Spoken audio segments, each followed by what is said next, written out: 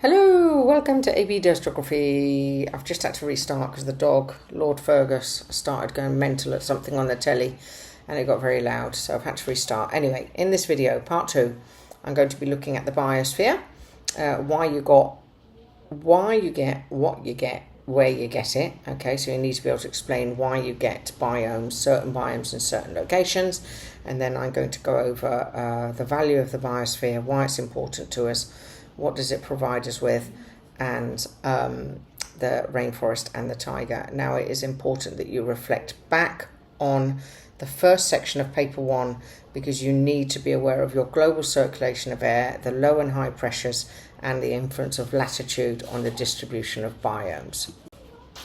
So here we have a map showing global biomes. And the main factor that explains the location of the main global biomes is the amounts of rainfall and the amount and the temperature. So it's latitude, distance from the equator. So along the equator, for example, you've got tropical rainforest, area of low pressure, rising air, lots of rain. Whereas if you look along the tropics, you've got deserts because you've got sinking air, area of high pressure. It is hot and dry. But it is the amount of rainfall and the temperatures that will determine the biomes, because the plants and animals will adapt to the climate of the area, but it isn't the only factor. So a biome is a large-scale ecosystem with certain characteristics that make it definable. And on the map I have identified on the globe, where the main ones are that you might want to be aware of. Climate is the key factor influencing the distribution of the world biomes.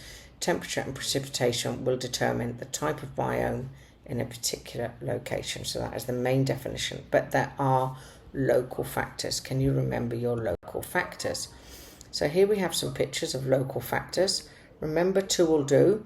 So altitude is the most important one. Altitude will explain why you have a mountain in the middle of the savannah that has actually got an alpine or a tundra at the top of it. Okay, so height above sea level. Other local factors that might change things locally would be whether somewhere is boggy or dry, or the type of rock and soil available to it. Okay, as well, that also plays a role. As you go up 100 meters, temperature will drop 1 degree. So altitude probably the main one to try and remember.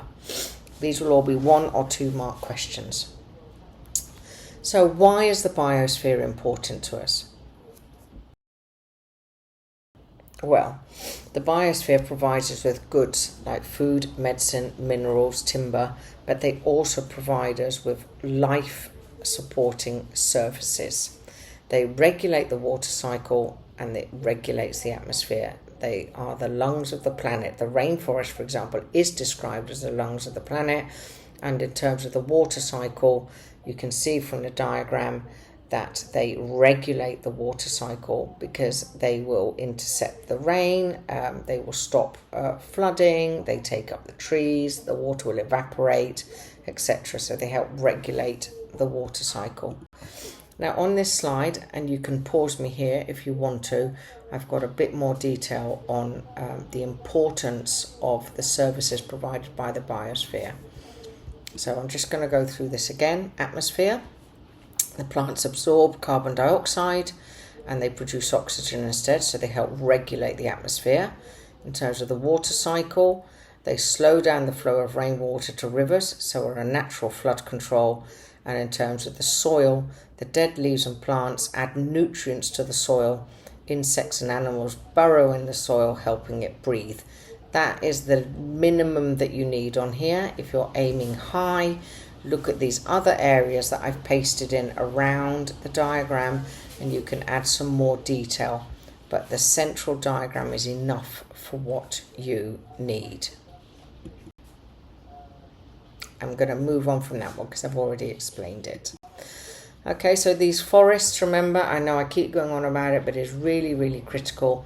Forests are a carbon sink, okay, a carbon sink, but they can also be a source of carbon if they are chopped down. So degraded forests will actually release a load of carbon. So by chopping a rainforest down, you get a bit of a double whammy, because not only do you lose your carbon sink, but you put a load of carbon into the atmosphere. So that's the services provided by the biosphere. We're going to move on now to look in a bit more detail at two biomes, tropical rainforest and taiga. And I want you to first think, if you can remember, what we learnt about the nutrient cycle. So the nutrient cycle is the flow of nutrients that takes place within the biosphere and within a biome in particular. This is a general one. So there are 3 circles in it and a load of arrows, and they're drawn to scale. So the larger the circle, the more nutrients are held in that store. It's a store. And then the smaller or the narrower the arrows, that's about how much movement there is. So that is a nutrient cycle. You don't need to know it in loads of detail, but for example, this one is a tropical rainforest. We can see that most of the nutrients are stored in the biomass, so in the actual trees themselves, and the soil is actually quite thin and infertile because decomposition is so efficient that the nutrients are taken up into the trees really quickly. The arrow coming down from the biosphere to the litter layer is quite small because it's an evergreen forest, and the litter layer is quite thin because decomposition and the return of the nutrients to the soil and back to the biomass is really, really quickly. On the other side, if we look at the taiga, look how small the biomass is, because it's just the pine trees, nothing else is there really. The litter layer is huge because it doesn't decompose very easily, so the return of the nutrients to the soil, which is very thin, is quite small as well. So the actual flow of nutrients is very, very small. So that's the nutrient cycle. I don't know what's going on with Lord Fergus. Sorry, I'm laughing a bit because he's going potty, and I don't know why he's going potty. And he started barking again, but you can put him outside. It's because there's a big fat pigeon there. That's why there's a big fat pigeon. Don't bring him in here. Let him out to see the big fat pigeon, who probably can't take off. Anyway, sorry. Back to what we were doing. Here's the tropical rainforest. You don't need to know loads of stuff about the tropical rainforest in terms of its structure, but maybe you do need to know that it's stratified. Okay, so there are different layers. You've got the main canopy and then an under canopy and these emergents that stick out at the top.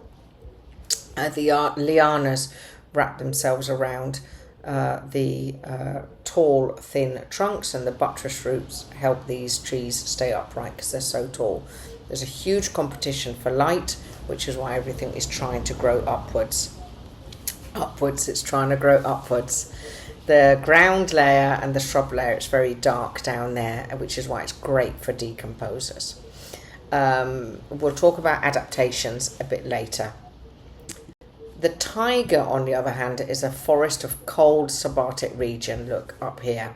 It's just south of the Arctic Circle, and it lies between the tundra, which is treeless, and the temperate forests of the south, which is us, the temperate forests. It covers areas like Alaska, Canada, Scandinavia, and Siberia. It used to be completely covered in ice during the last ice age. The soil underneath the taiga, which are the trees, I'm going to do it for all of you who know me, it's taiga as in tiger, not tiger, often contains something called permafrost, which is a permanently frozen soil layer. And then between the permafrost and the rock, it means that there isn't much drainage, so it's quite boggy there as well. You will be asked about plant and animal adaptations, and whilst many of you remember the plant and animal adaptation, what many of you don't then go to do is link it to the climate. You must say, because it's trying to reach sunlight, that emergence, for example, or the hair grows backwards on a sloth because they spend their life upside down, it allows the rain to drop off. So on the next slide, you don't need many. I've got rainforest adaptations. So for plants and animals, 2 will do. So drip tip leaves to allow the water to filter down slowly, because too much could cause leaching or actually drown the leaves. And why? Because it rains a lot in the rainforest. waxy leaves so that they can hold their moisture because it is very hot, so you don't want everything to evaporate off. And the roots are quite shallow but extend outwards a lot, or are in the form of buttress roots because the actual soil is quite thin, so they can't go down very deep.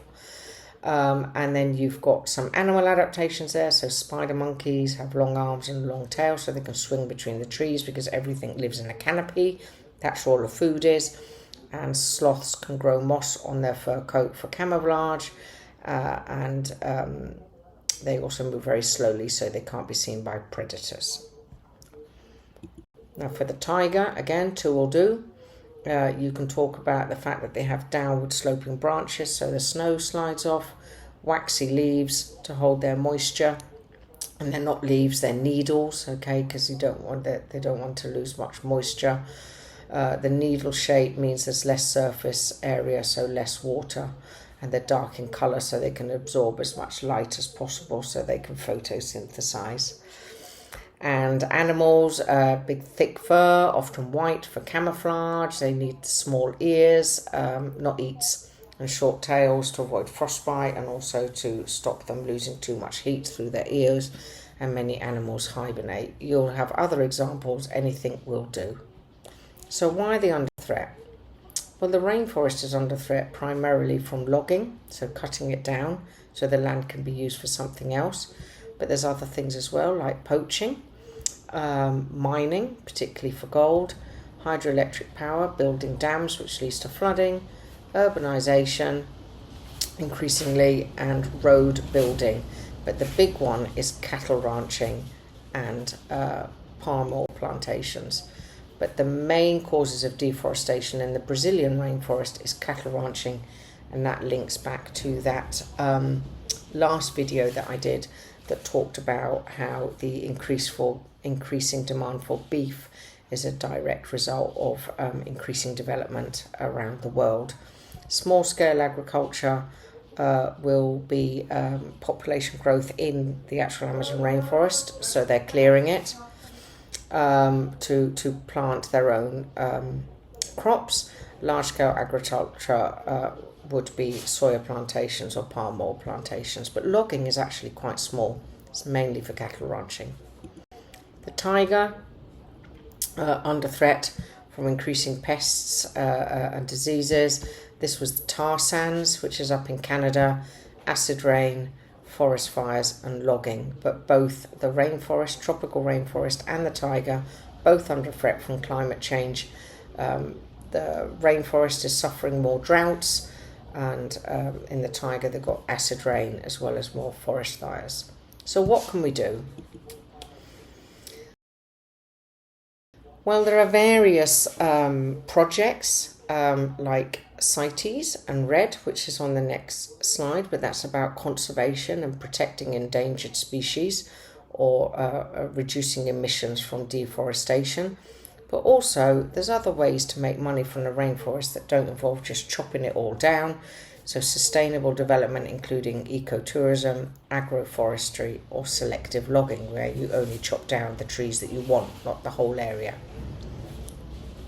So on the next slide, which is the last slide, and possibly the one that I think a few of you asked me about, what is CITES? So it's the Convention on International Trade in Endangered Species.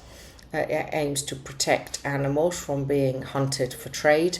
There's 181 countries that have signed up for that, and they specifically try to protect endangered species like elephants from their tusks being used for ebony, or bush meat, so gorillas being used for bush meat, etc.